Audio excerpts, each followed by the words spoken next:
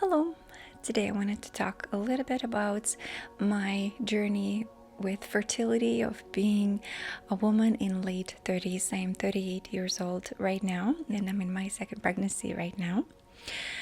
And first I wanted to say, you guys, thank you so much for an incredible outpour of love in my last video of the announcement video of my pregnancy. I was reading everything and I was just like, oh my gosh, I feel like I have an army of people behind me and I felt so loved and so supported. Thank you guys so much. It really meant a lot to our family. So I really feel you and really appreciate you, and I felt loved. So thanks. Okay, so in this video I'm going to talk a little bit about the highs and lows of trying to get pregnant in a late 30s. It is a topic that I think a lot of women are going through in this day and age, and I just wanted to share my path and my journey in it. As you know, I'm going to talk about different topics that relate with fertility, with loss, with pregnancy. So if it's of your interest, please stick around. If it's not something that you want to hear, you know what to do. And thank you for being here either way.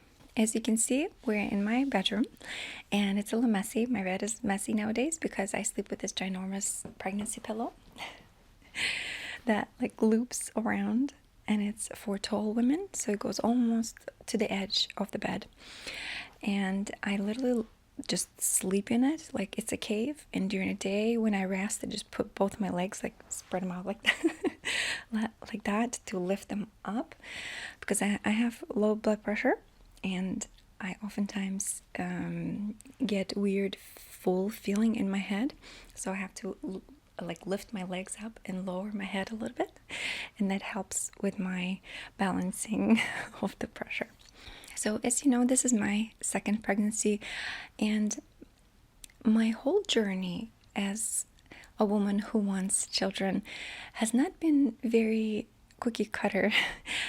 I've never really had an image of myself being a mom, and I've never really had an image of how many children or what my family will look like. And I know a lot of women who know exactly what they want almost from their childhood. They have a picture and they have a vision, and then they kind of make everything towards that to work out. And I've never had that. I'm more like a free spirit that just kind of flows and accepts everything and is enjoying every part of my life.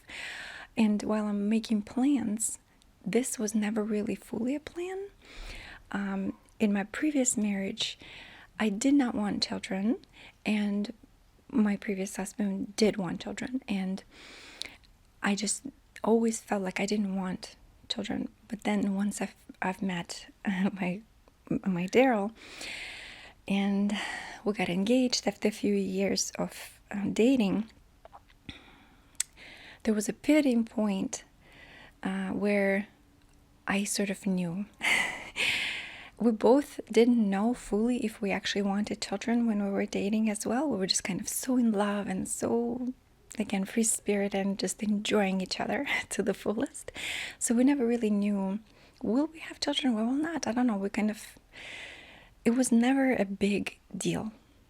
And at one point, I saw Daryl playing with my niece, Masha. And it was so beautiful. He fully gave into that moment. He was fully present, just playing with the child as if he was a child. They were playing ball and like soccer sort of a thing. And I just looked at him and my ovaries started tingling. Literally, I felt like a little sensation in my body. And it was sort of telling me, you need to give this man a child. You need to give this man a child. And so then after we got married, we started heavily talking about it and considering it, and he was on board, and we had Mila right away. So with Mila, we tried one time in like December. It didn't work out. I was bummed out. Then we had a few plans. We traveled a lot, and I had my parents visit, so we kind of stopped trying, purposefully trying. And then we tried one more time, and on one try, it happened. So it was so easy. It was literally almost immediate right away. First time try happened. And it was very exciting, and I never really knew that there could be issues with pregnancy at all. So now come to this pregnancy. That's very different because, as I shared with you guys before, my newborn stage, going from 0 to 1 child, was difficult for me as a person, as a mother, as a woman. And I know it's not experience for everybody, but for me it was a shock. It was very hard to understand what was happening. It could have been hormonal, lack of sleep, I don't know. But I remember I felt just so much pressure and so much anxiety about everything that I was just overwhelmed a lot. And even though I had help from my husband, I could rest, I didn't have to go to work and stuff like that, I still could not deal, for some reason, mentally could not get there. And I must say, eventually I've realized that I was just putting too much pressure on myself, that I was just reading too much information, listening too much advice. And what I've done eventually is just let it go. So I started doing things that were right for me, and it felt like it was right for the child in each separate moment. And every day was different, and that was that. And because of this sort of a struggle, I scared myself to ever having children. I felt like, it's just not my thing, and I'm just not good at it. And maybe I don't need anymore.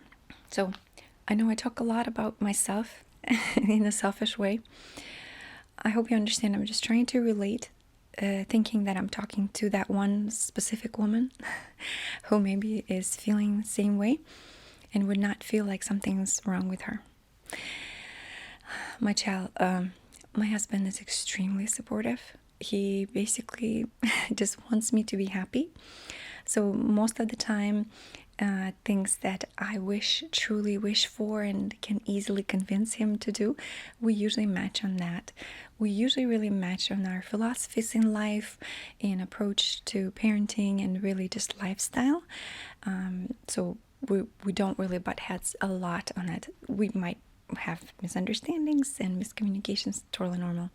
But most of the time, if I'm heavily against something, he's going to be against it as well. And if I'm really for something and it's easy to convince him, he will agree as well. Probably his head was there too. So the second time around, as I shared with you before, I had dreams that would show me a baby, and I would get excited to have a baby. I started thinking about having a baby, and once we actually started trying, it didn't happen right away. With Mila was literally one try, and it happened. And I sort of expected a similar thing to happen.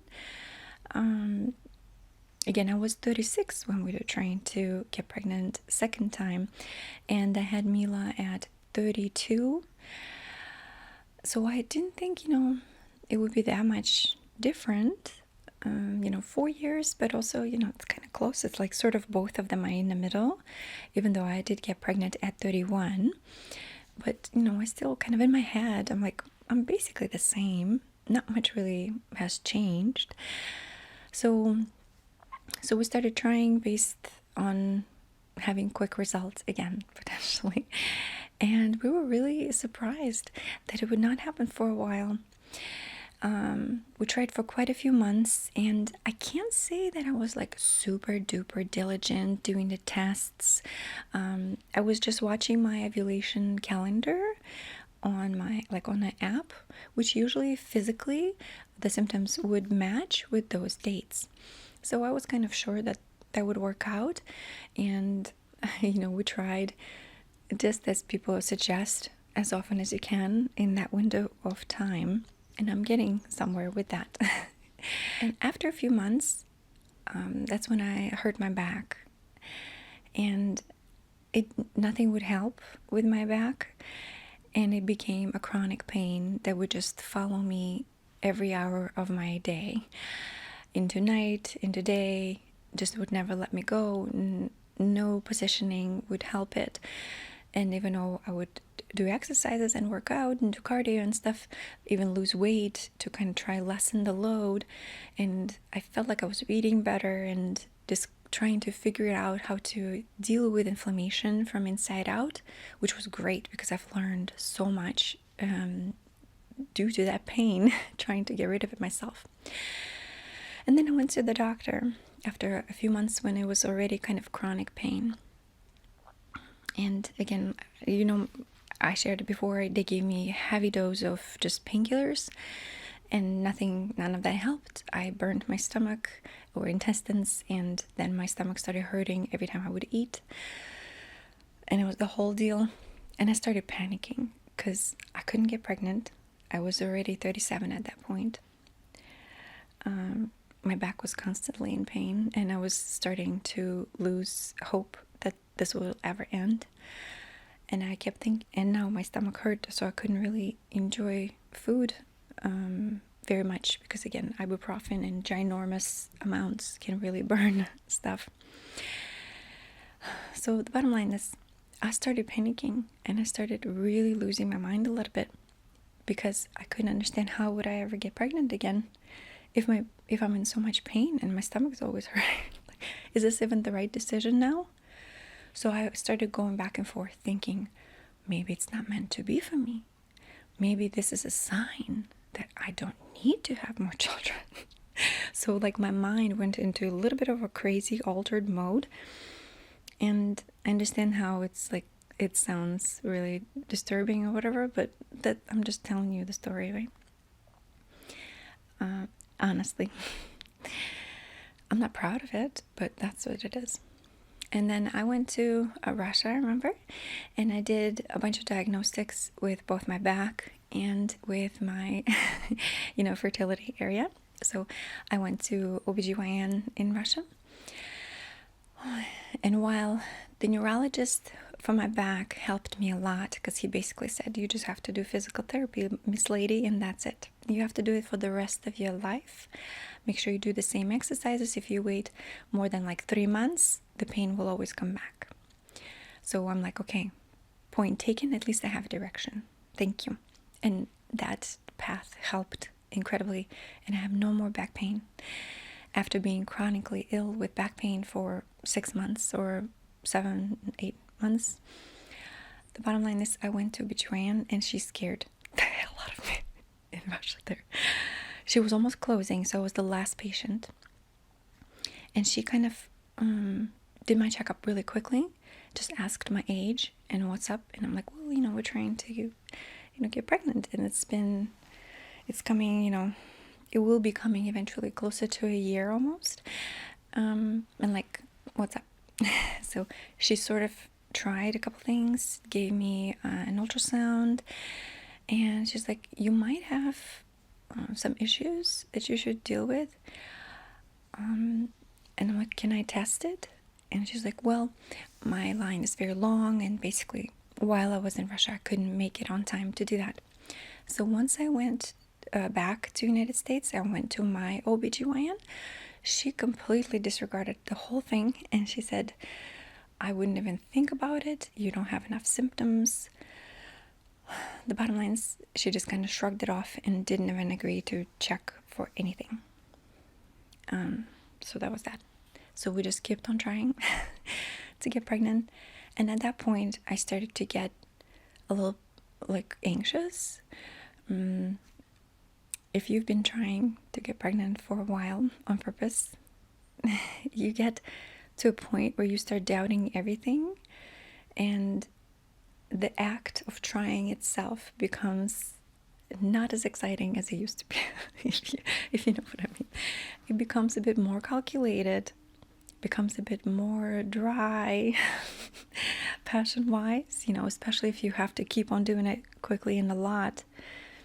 The bottom line is it's kind of started straining a little bit our relationship with Daryl, so we would take a break 1 month and then come back another time to do more on point stuff.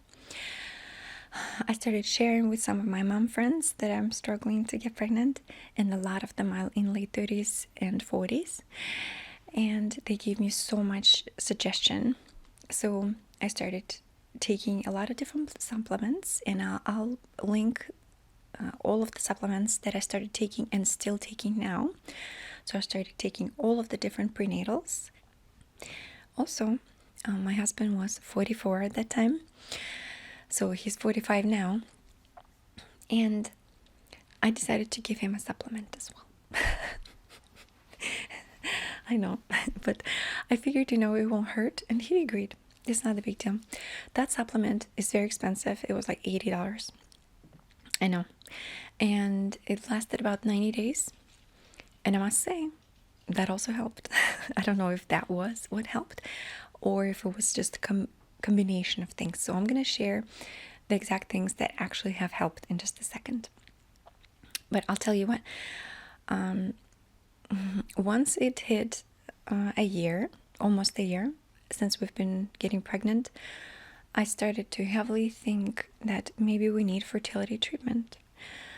And I've signed us up to do this fertility treatment in our clinic, but the wait was like 3 months ahead to even just for examination, for the beginning stage.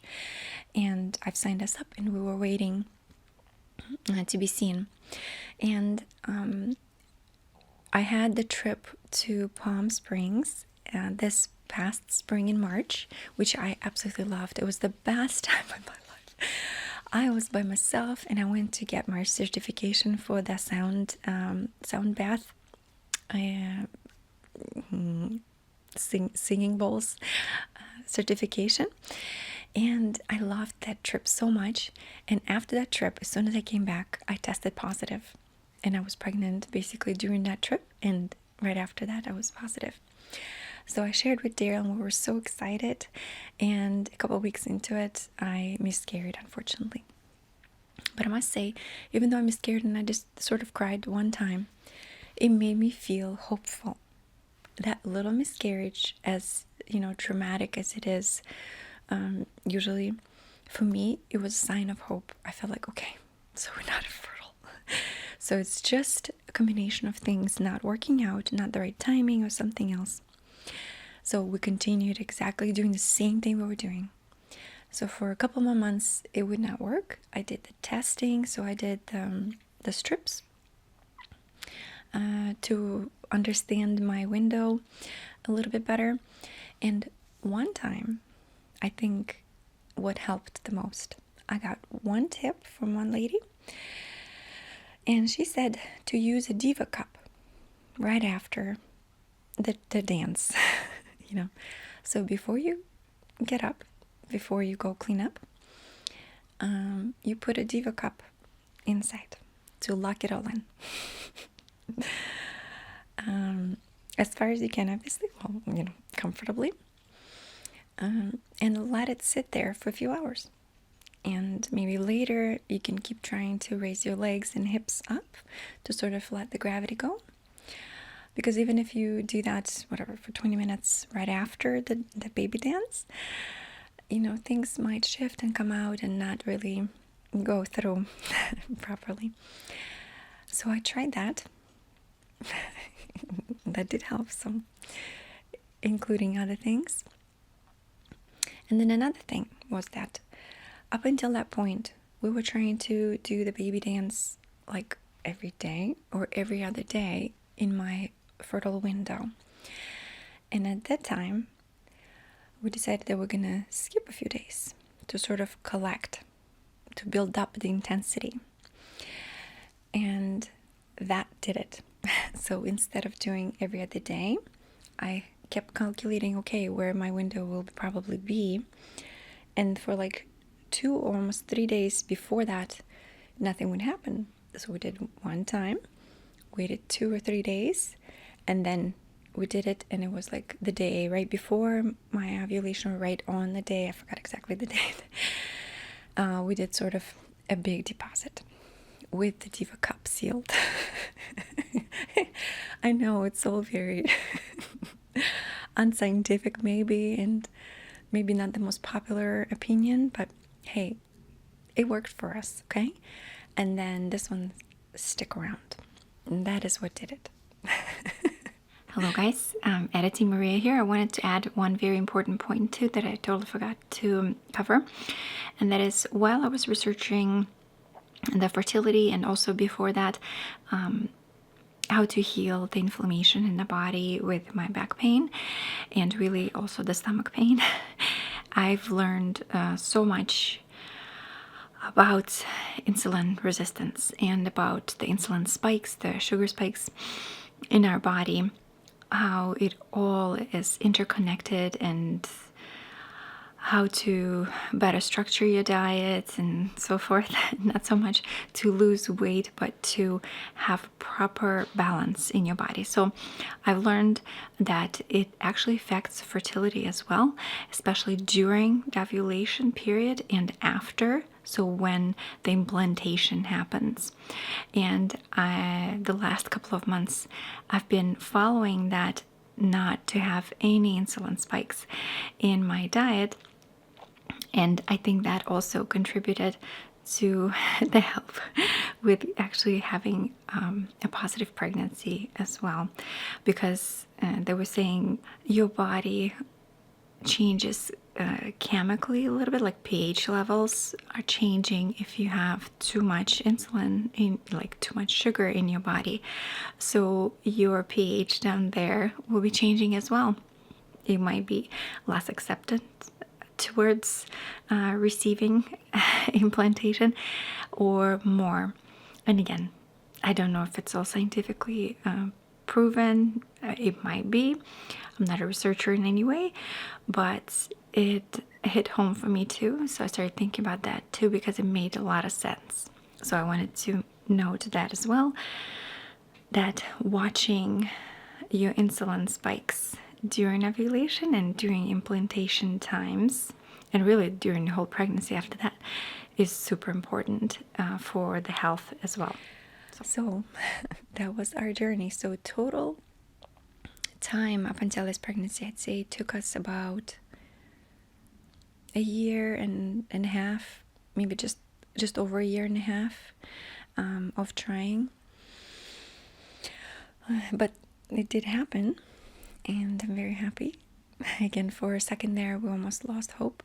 And again, I really feel for people too. Again, same thing with us. We were like, at a certain point, you kind of sort of stop thinking that it should even happen. Like, if it doesn't happen quickly, maybe it shouldn't happen. But really, what I encourage you to think about is that it is just not the right timing, potentially. Our timing worked out exactly how it should have been at this time. Mila is will be 6 years old when her brother is born.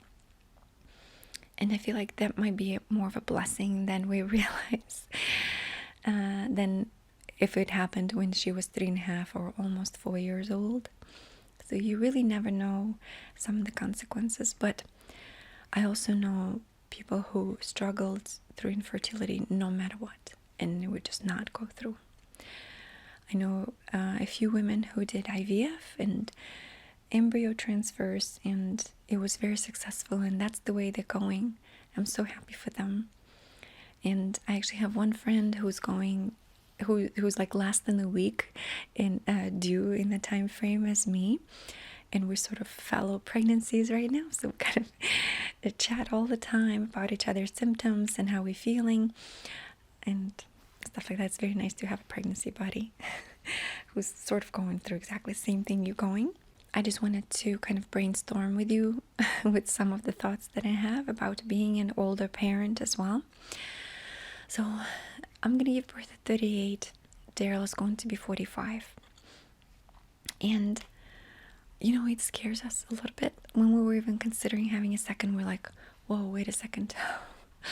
I'm going to be 58 when this boy is 20 years old. 58. My mom is 65 right now, and I'm 38. That's a big difference. It scares the crap out of me. It worries me that we have to provide for our children that much later in life, and that's when they actually will need more money than anything, right? Like, teenage years onto early adulthood is basically when children need more of your investment monetarily. And everything we do right now has to do as an investment into the future of our children and our retirement as well. So we're trying to be very strategic, very thoughtful, while we're still able physically and mentally to provide. I am worried that I'm going to be an older mother when my daughter's going to start dating. Will I relate to a lot of her struggles, or will I be so far, in a different generation that I would lack some kind of sympathy or empathy or even understanding of the young relationships? Worries me to the end. I'm sure again my husband gets even more worried because he's even older. But at the same time, he always brings me back from that. Every time I share it with him, he's like, well, just think about it. When you were pregnant with Mila, you had exact same thoughts that you're going to fail, something's going to go wrong, you're not going to be able to do it. And look at us right now. We're thinking of doing it again.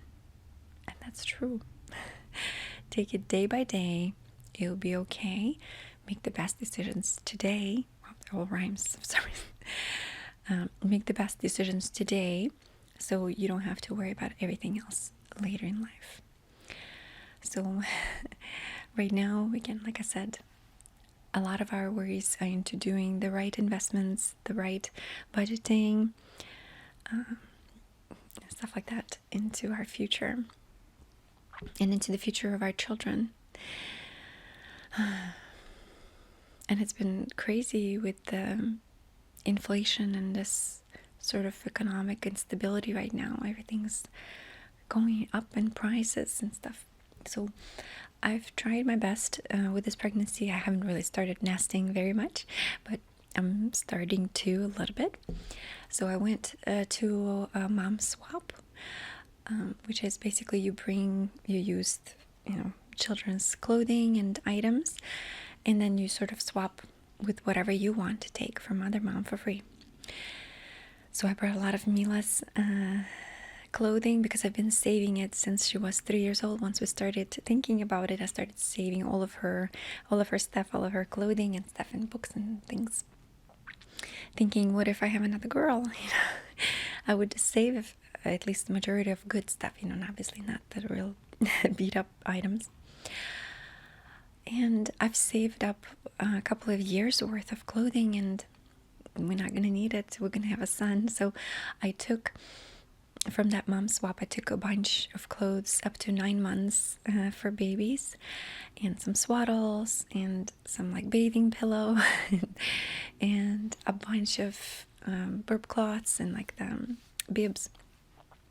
But we're really looking into getting stroller and getting car seats, getting wraps, and that's where I actually want to ask you a question more. Should I wait while the baby's here to get some of those items? Besides the car seat, I know car seat you have to go in the hospital. Or should I just get it and not worry about it and just kind of deal with it? I'm not sure what we should do. With our last time, our stroller was great, but we ended up getting a jogger 6 months after, and just exchanged our old stroller and got a bigger jogger stroller, which was much more convenient for our family because the wheels are bigger and we can actually hike and go for bigger walks versus the smaller wheels. Mila didn't like to be carried in the wrap. We've tried a few times, and she did not enjoy that tightness too much. So I'll appreciate your feedback because I totally forgot. It's been a while, and I just don't remember some of the things anymore. So I'm wondering if I should get everything ahead of time so I don't have to worry, or should I just wait and get more stuff once the baby is here and just kind of slowly build up. We're not going to be doing baby shower again this time around. And that's that. We're just kind of trying to get most things secondhand. And then the rest we'll probably get as it goes, hopefully. Try not to overdo it, not to get too much stuff. I'm already thinking about my birth this time around. And as you know, my previous birth, I was sort of very, I kind of let go, and I thought, oh, that's so natural, it just will have to happen. I didn't really consider having a C-section at all. I remember I was going through classes and we learned a lot of stuff, but it never sunk in that I would ever need a C-section. I thought it's something that you have to need, like sort of they tell you ahead of time. And I was so sure, so naively, so sure that it would never happen to me. And then it happened. And I was so taken back by it. I remember I was crying and crying and crying in the hospital when they told me that that's the only way to do it right now. And it wasn't an emergency C-section, if you remember. It was just failed labor because I was medicated heavily for too long, and I was not progressing in opening up. And they said that was too much stress at that point, and they had to do a C-section. So this time around, I'm trying to see naively again. I know what you're thinking, okay? I know, I'm thinking that too, but I'm trying to get there with my head. I want to do all natural birth in the hospital. I will request a bath because I would like to try that. Because I remember my pain threshold was up until about 5 or 6 centimeters, and then I asked epidural for epidural. So this time I'll do my best. Again, I'm just saying it. I would like to be unmedicated up until as long as I can take it. Not even IV, so I can be in the tub. I really want to try the tub. So I'll try the tub. And instead of OBGYN, this time I'm asking for a midwife, which is slightly different approach, but not much, really. It's the same thing. They still work for the hospital, but they have a sort of a more natural approach to birthing versus OBGYN, which is just the doctor. So I'm trying that too. And I really want to try hypnobirthing. I haven't started yet, but I have like one course that I think I'm going to take. But you should take it closer to week 30. And I'm only almost week 22 right now when this comes out probably. So I'm really interested. So please tell me if you've done hypnobirthing before and if you found it to be helpful. I feel like it would be helpful no matter what, right? It will help no matter what. Even if I do go into C-section, even if I don't, it doesn't matter. Even if I do epidural, I'll just have maybe a different understanding, be in more of a meditative state at times, hopefully at least. But because I've never really fully felt that extent of pain of childbirth, I don't know what I'm missing or naively thinking that I will experience.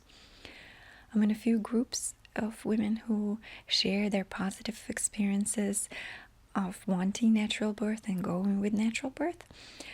Then I also have women who tried to do natural birth and bravely agreed for epidural and then C-section potentially if they needed to do that, and they were calm and they did not regret a thing because they started out with a good intention, with not panicking and not overthinking. So I'm wondering if it should be my approach this time. So long video again. I just wanted to share with you where my thoughts are, a little bit of our journey and how we got here. Thank you guys so much for supporting our family and supporting me. It really means a lot to me. A few of you had questions why I didn't share about wanting to try again for a child, and I sort of hinted at it in some of my videos. Like I said that it's okay to change your mind and suddenly want things that you never thought you would want again, and but it was like almost 2 years ago. And after that, when it wouldn't happen, I was sort of let down, and I'm like, well, maybe that would not happen. So I don't even want to start sharing about it. Not to jinx it, but sort of avoid myself from having to explain myself later why it didn't happen. And sort of avoid being embarrassed on camera later. Not embarrassed, but you know what I'm saying. You tried and tried and tried, and nothing happened, and it was just not a journey that I was hoping to share. And the more I go through interesting times in my life, including that panic attack, the more I share with public, the more I come to the conclusion that I should share after the experience has passed, and not during it or while it's extremely raw. At least that's the approach for me right now. I'm not saying that it's with everything in life, but with certain parts, that's what I found out is better for me, is to tell you the story once the story has an ending. While the story is still happening, it's much harder to explain yourself, to be misunderstood, to be taken out of context, to be judged, or to be supported in the wrong direction. So that's my answer. That's it. Thank you so much for being here again. I love you guys so much. Thank you for listening and following me on this journey. And thank you so much for being here. Okay, have a good one. Bye-bye.